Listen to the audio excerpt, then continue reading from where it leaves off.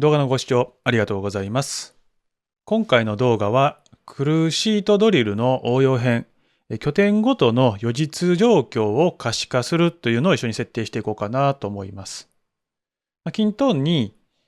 拠点ごとであったりとか、部門ごと、担当者ごとみたいな形でいろいろとね、情報を入れていく。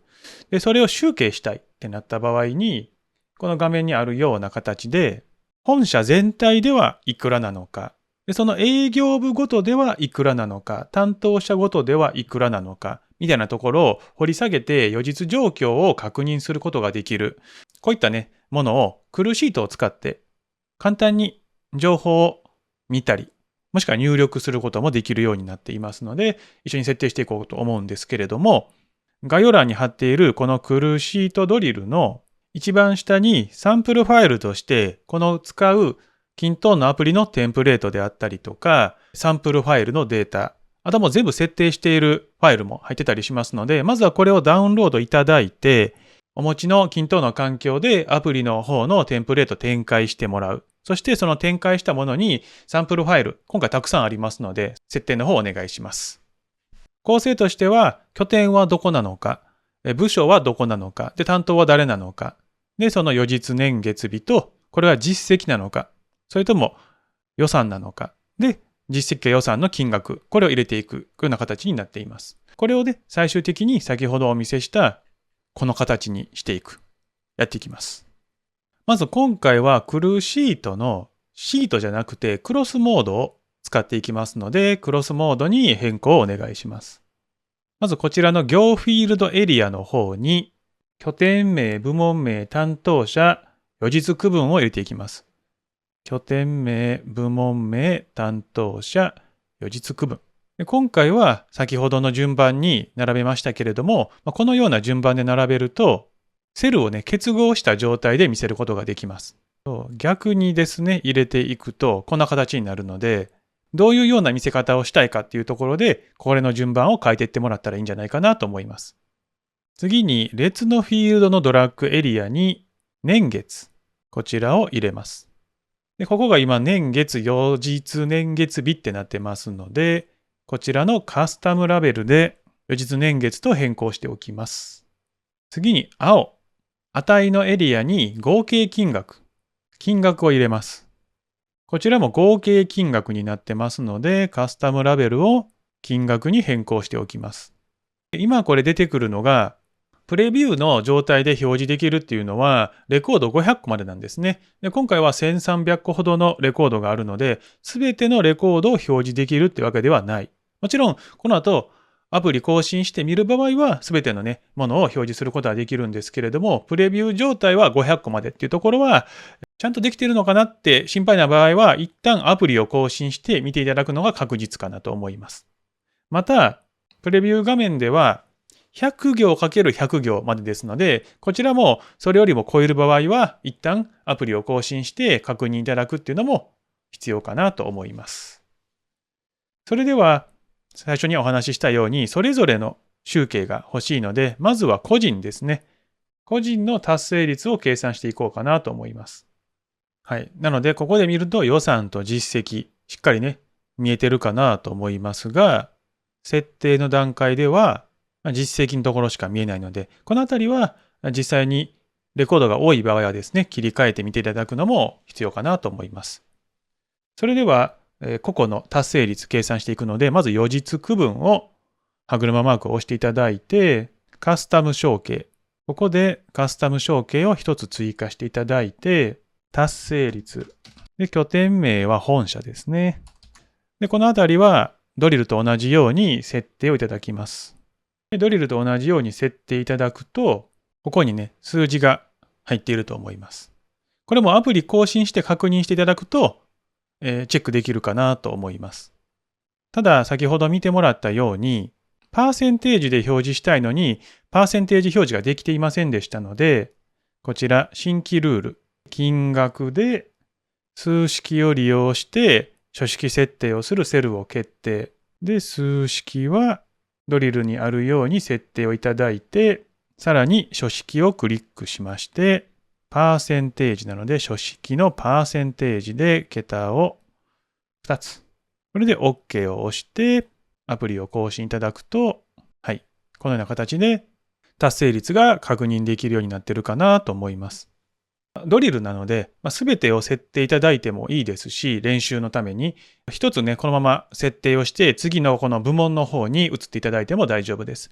最後に設定ファイルを使って全体を設定した形も見ていただこうかなと思います。次、部門ごとですね。今は個人のやつを一つ追加しましたが、部門ごとに追加していきます。次は部門名を押していただきます。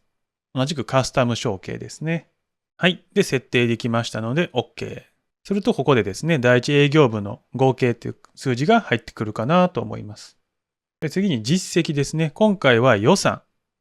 で、さらに実績なので、同じように追加していただいて、はい、これで次に実績が入りましたね。もう一つ。次が達成率入れていきます。はい、達成率も入りました。これでアプリを更新して見ていただきますと、数字が入っていますね。先ほどと同じように、ここもね、パーセンテージ表示したいので、はい、このような形で、第一営業部の達成率のパーセンテージしたい場合は、先ほどの設定と同じようにですね、ルールで設定いただくと、パーセンテージ表示ができるようになります。次に、今回は本社と関西支社がありますので、拠点ごとに合計を出していく。拠点ごとに予算実績達成率の計算を行います。設定はね、同じですね。拠点名を押してカスタム承継で設定をしていきます。で、設定をすると、この本社の下に予算が入ってきました。これであと実績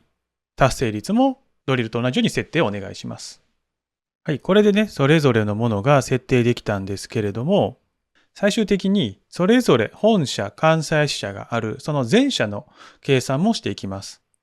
こちらもカスタム承継で拠点のところに設定をいただきます。予算と実績と達成率、それぞれを設定すると、このような形で一番下に全社予算、全社実績、全社達成率というものが表示されるようになります。ここまでで一旦アプリの方を見ていきます。このような形で、本社の第一営業部の担当ごとの達成率、第一営業部の達成率、第二営業部、そして関西支社はどうなのか。で、全社でいくと、今 82.25% だよねっていうのが確認できるようになりました。ただこれだと、どこが予算、どこが実績でみたいなところがちょっと見えにくくなっているので、背景色をつけていこうかなと思います。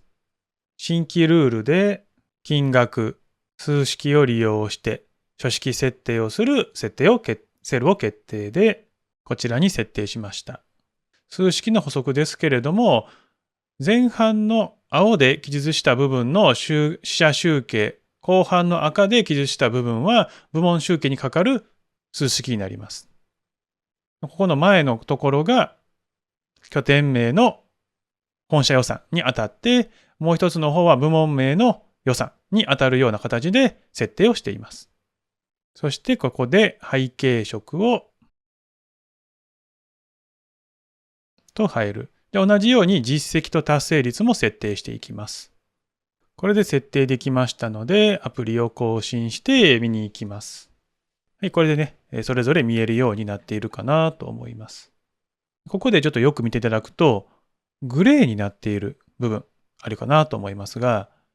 グレーじゃない部分は修正できるんですけれども、こちらに関しては、ここではダブルクリックしてもね、変更できない。複数のものを合計しているからっていう形になるんですけれども、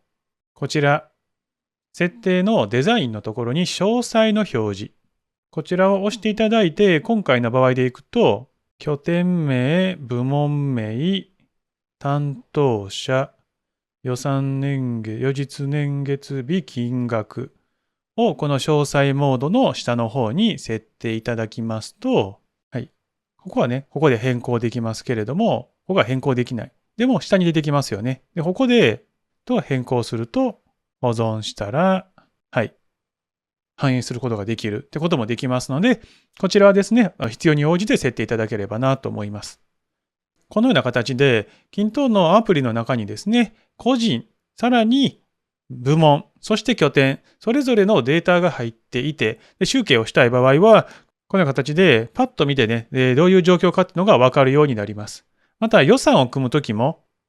ここで直接予算を入力することができるので、予実管理をしていく上での入力作業も楽になるんじゃないかなと思います。このチャンネルではクルーシート以外にクルーデータ、クルーダッシュボードの動画もたくさん上げていますので、ぜひともチャンネル登録といいねの方よろしくお願いいたします。以上です。ご清聴ありがとうございました。